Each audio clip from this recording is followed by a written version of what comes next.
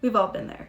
We've all been handed a medical consent form, scan through it, sign our name at the bottom, and move on like nothing's happened. But does signing this piece of paper actually mean that I fully understand, consent, and agree to the procedure? So what's the truth? A signed consent form is merely some evidence of consent, but it's not ironclad proof of consent. A signed consent form is only as good as the information it contains, how understandable the content is, and the circumstances on which it was signed.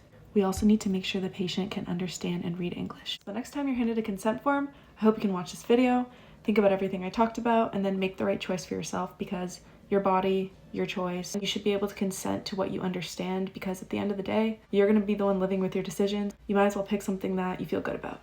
But let's talk about the truth with a few scenarios to help us visualize. Alright, so I just explained all the risks, benefits, and alternatives to your heart transplant. So here is the final form to account for your consent. Thanks. What are these big medical words? I don't understand. Let's turn this over to Hannah and she can tell you why this is not true informed consent.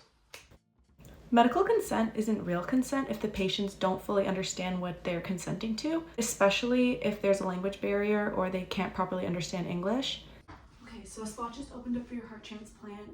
We really need to rush over there, but I'll give you this consent form. All you have to do is sign at the bottom here and we'll be good to go. Thanks. Wait, is this safe? I haven't really had time to look over it. Be silly, I didn't go through 12 years of med school for nothing. Just sign the form at the bottom there. We can get your consent and then we can go. Okay.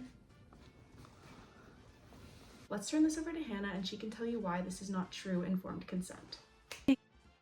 This is not informed consent because rushing a patient doesn't give them enough time to go over their choices for what they consent to. Because if consent is rushed, then it may not be valid. Okay, so we're recommending a heart transplant based on your condition.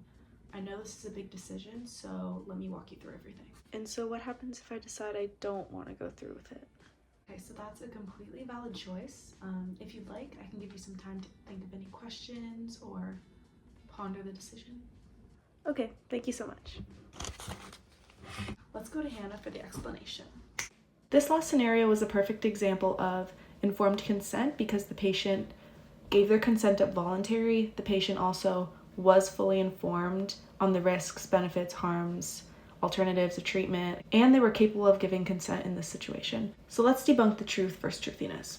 The truthiness is signing a consent form means a patient fully understands everything that's written, everything they're consenting to in the procedure. However, truthfulness means that true informed consent is required in these kinds of situations. It's important to note here for the truthfulness part that assigned consent to treatment does not waiver one's right in suing in negligence. So in other words, consent to treatment does not protect a doctor or a hospital if they are negligent or do not hold up the correct standard of care with their patients. All my life, I thought that if I signed a medical form, if I signed something in writing on paper, they had all the legal rights to do whatever they wanted with that. But if we're being truthful, that's not all correct.